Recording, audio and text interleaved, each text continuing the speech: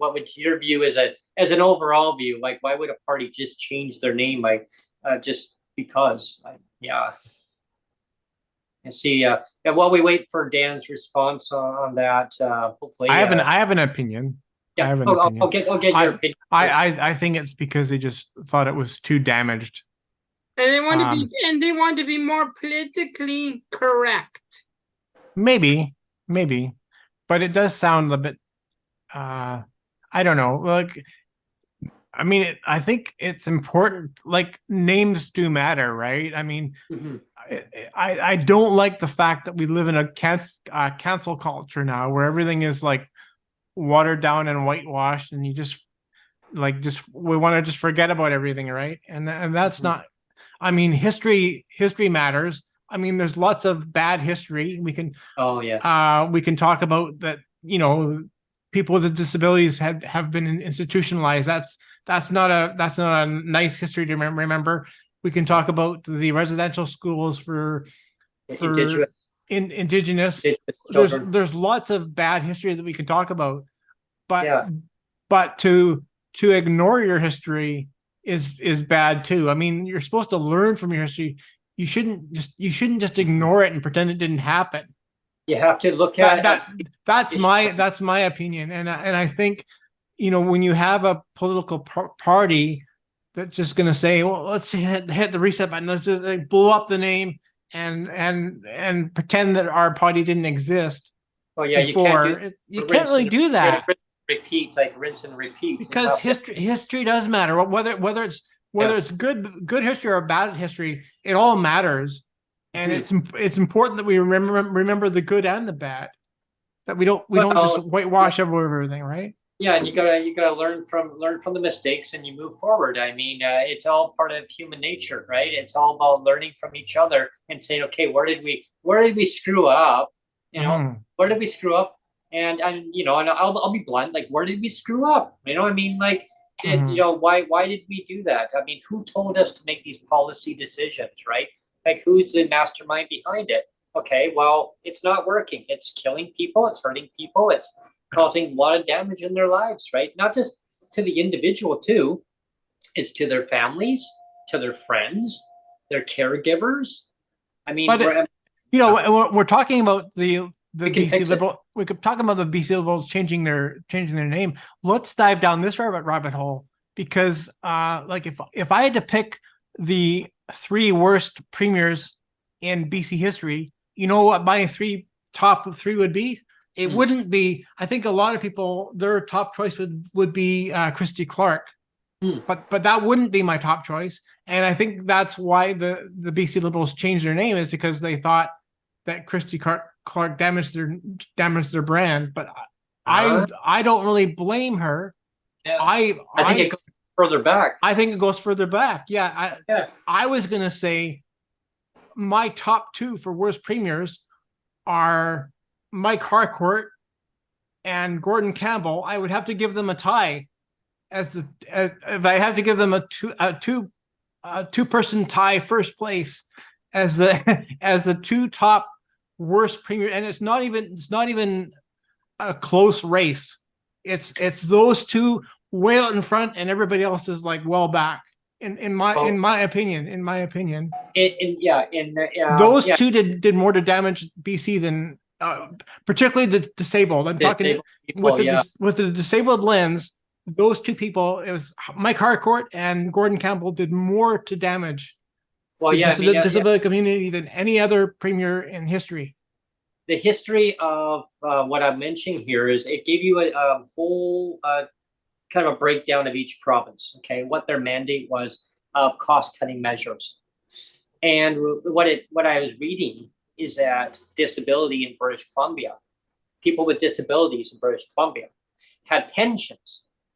And I didn't know that. That was before I even got on disability. Me too.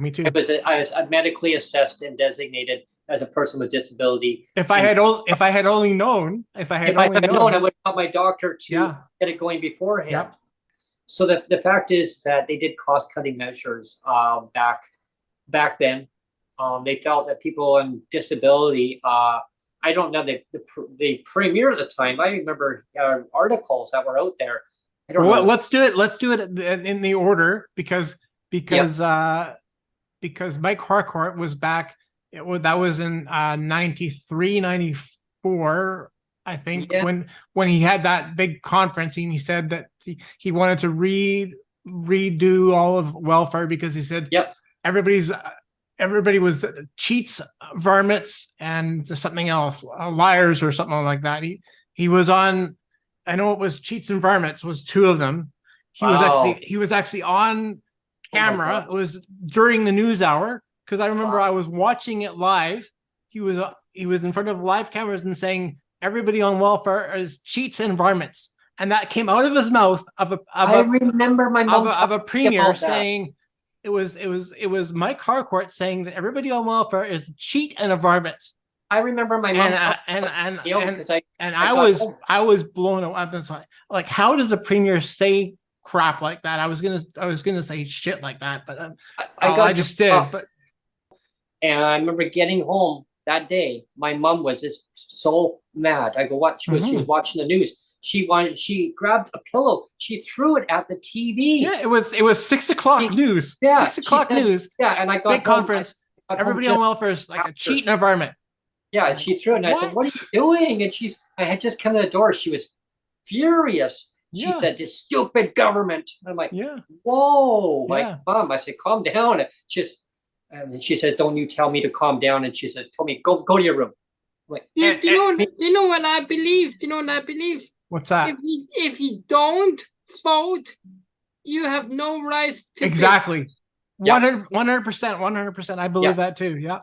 So we'll fast forward. We'll fast forward to the Gordon Campbell era, and then we'll do a conclusion. Yeah. So Gordon Campbell era, Neil. Well, he just did a whole slash and burn. It was just like let's burn everything. 2002, it was a mandate to 33% cut right across the board. Mm-hmm. Yeah, and unfortunately, they made people with disabilities reapply to see if they're be reassessed. Yeah, I know because I went through that era. It caused me a lot of PTSD, a lot of anxiety.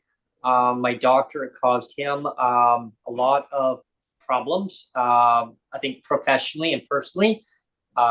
He retired a year and a half after I had got back on. He had shut down his office, his practice. I think it was too much for him. He was willing to do a lawsuit against the government. He says, I've already assessed you. Your disability doesn't go away.